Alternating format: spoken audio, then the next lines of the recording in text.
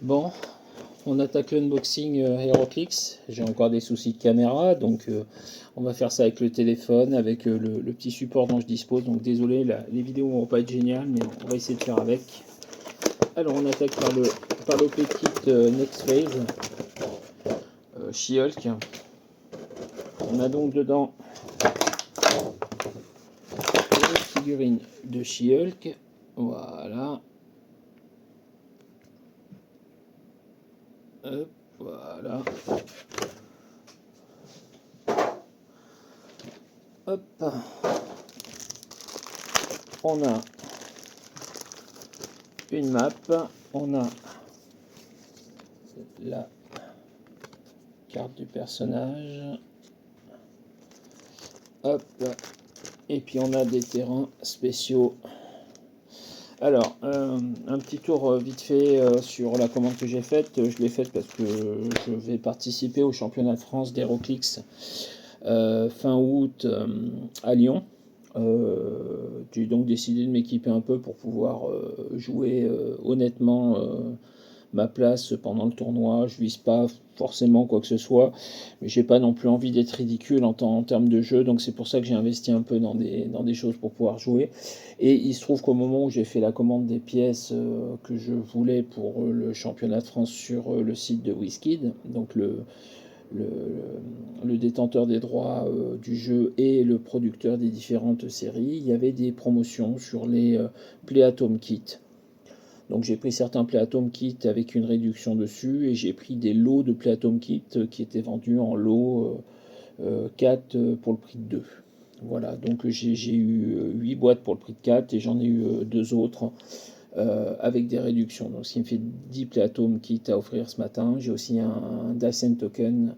J'ai aussi 2 Kong. Je voulais le Sherlock Holmes parce que j'adore le personnage et puis un petit peu de HeroClix en dehors de Marvel et DC, c'est toujours sympathique. Et puis, qu'est-ce qui reste donc les Kong, le Dinosaur Ashling aussi, dont on parlera. Et je vous parlerai un peu de mes idées pour le championnat de France en fonction des différentes figurines.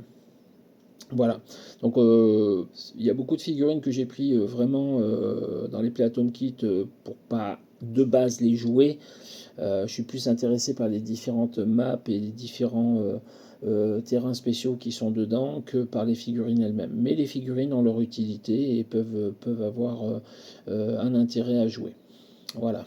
Alors, donc ça, c'est la She-Hulk, comme on disait, de Next Phase. Donc, Next Phase, c'est une extension sur les séries Disney+.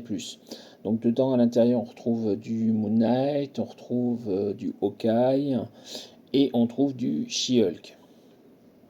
Donc, vous voyez qu'elle a le mot-clé Abomast. Donc, ça, c'est par rapport à la série. Elle est Avengers, elle est Brute, elle est Celebrity. Donc, elle a quand même des keywords comics, même si c'est par rapport aux séries télé, mais elle a vraiment des pouvoirs qui sont vraiment liés à ce qui se passe dans la série.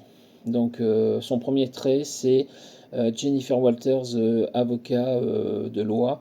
Donc, elle et les personnages alliés adjacents sont protégés contre les perplexes opposés. C'est-à-dire que les adversaires ne peuvent pas baisser ces stades de combat, ni celles des personnages alliés adjacents. Et puis, elle a en pouvoir de dégâts, pardon, elle a Outwit.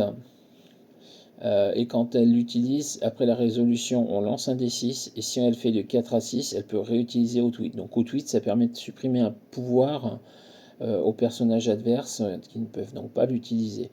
Donc on voit qu'au départ, elle a Outwit, donc c'est le pouvoir noir de dégâts ici, de manière normale, et en fin de dial, en fin de procès, on va dire, et là pour le coup, elle a plein de contre-arguments. Et donc du coup, elle peut utiliser Outwit à répétition si vous faites de 4 à 6 sur votre dé après un usage d'Outwit. Et ça peut se répéter plusieurs fois. Donc c'est tant que je gagne, je joue. Elle peut être très très pénible par rapport à ça. Donc sinon c'est un contacteur, elle a une portée de 0, elle charge, super force, elle réduit les dégâts de 2 puis de 1. Elle est assez mobile, elle est assez violente en fin de dial avec sa fleurie. Donc il y a de quoi faire avec ce personnage pour 60 points. Voilà.